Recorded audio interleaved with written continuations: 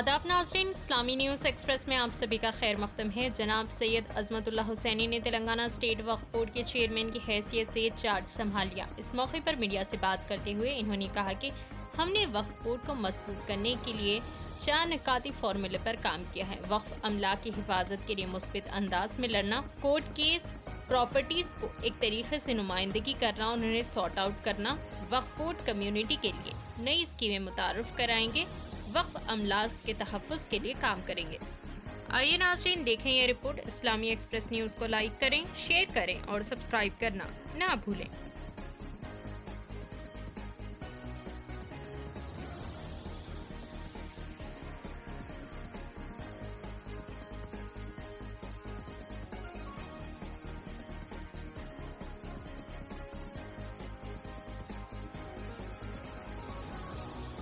अस्सलाम वालेकुम।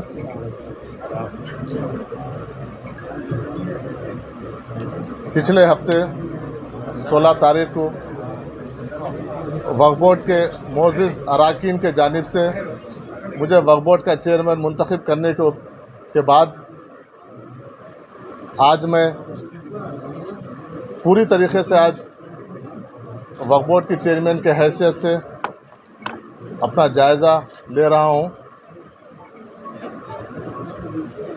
मुझे मुंतखब करने के लिए तमाम वक्फ बोर्ड के मोअज़्ज़िज़ अराकीन का मैं तहे दिल से शुक्रिया अदा करता हूँ और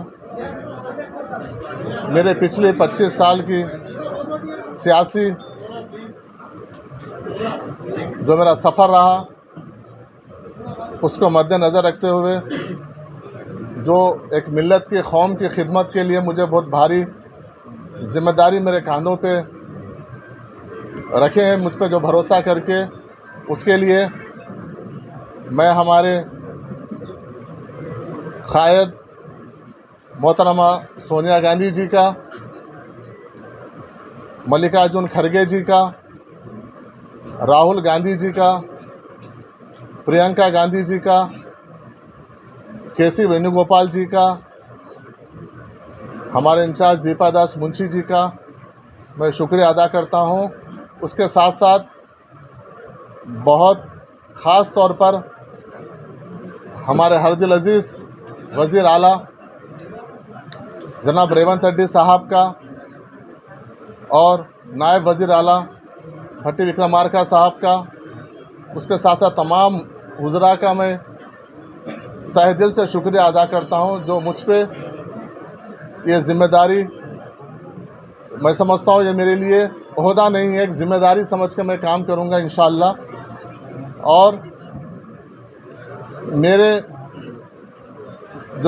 जो काम का जो टाइम है, पीरियड है, तमाम बोर्ड के मेंबरान को कॉन्फिडेंस में लेते हुए हुकूमत के जो काम है उसको कैसे आगे बढ़ाना है वो मेरा प्रायोरिटी रहेगा। उसके साथ साथ ख़ास तौर पे जहाँ तक वक्फ बोर्ड का सवाल है, मैं और हमारे बोर्ड, तमाम बोर्ड के मेंबरान का हमारे 4 चीज़ बहुत अहम हमारे तरजीहात में से रहेंगे।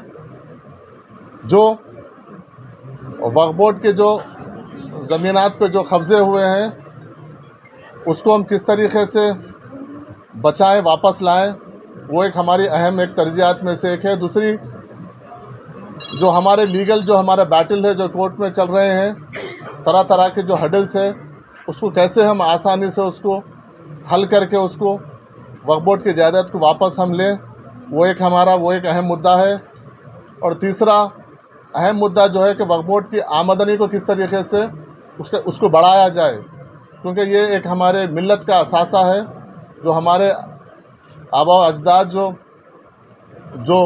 वक्फ को किए हैं, तो उसको किस तरीके से इसमें आमदनी बढ़ाकर कौम की वो कौम के लिए उसके लिए यूटिलाइज़ करें। और चौथा अहम ये है कि हम ऐसे कुछ कहना, हमारा बोर्ड का ये मुत्तफ़िक़ा एक सोच थी कि ऐसे कुछ इक़दामात और ऐसे कुछ फलाह बहबूदी काम करें जिससे आने वाली नस्लों को फ़ायदा हो।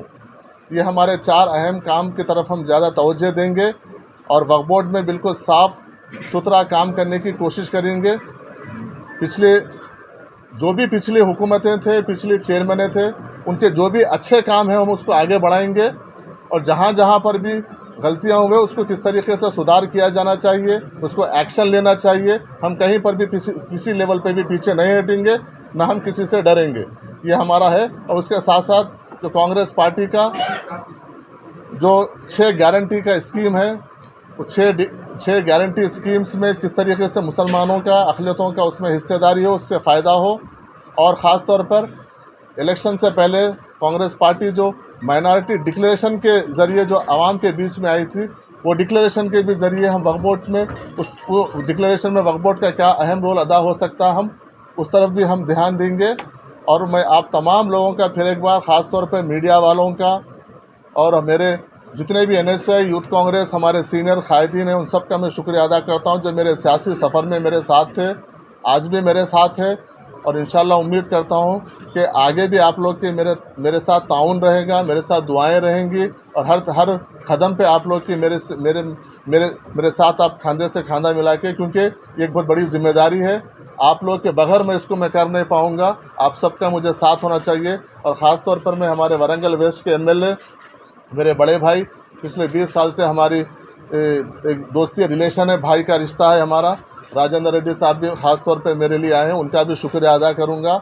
और तमाम लोगों का मैं तहे दिल से शुक्रिया अदा करूंगा और उम्मीद करूंगा कि ख़ास तौर पे CO साहब का भी अगले आने वाले दिनों में कोऑपरेशन रहेगा, स्टाफ का कोऑपरेशन रहेगा और हम बैठेंगे, बात करेंगे। अगले 2-3 दिन हम डिपार्टमेंट वाइज रिव्यू करेंगे, किस तरीके से आमदनी को लेके, कोर्ट के केसेस को लेके, जायदाद को जो कब्जे हो गए उसको लेके, जो बची हुई है उसको बचाने को लेके हम रिव्यू करेंगे, डिस्कस करेंगे। और इंशाल्लाह एक पॉजिटिव सोच से रेवंत रेड्डी साहब की हुकूमत में, राहुल गांधी जी की, खरगे साहब की लीडरशिप में हम किस तरीके से एक अच्छा, एक फ्रेंडली हुकूमत और अक़लियती दोस्त हुकूमत के तौर पर हम उसको प्रैक्टिकली प्रूफ करने की हम कोशिश करेंगे। आप लोग तमाम लोग आए, बहुत बहुत शुक्रिया।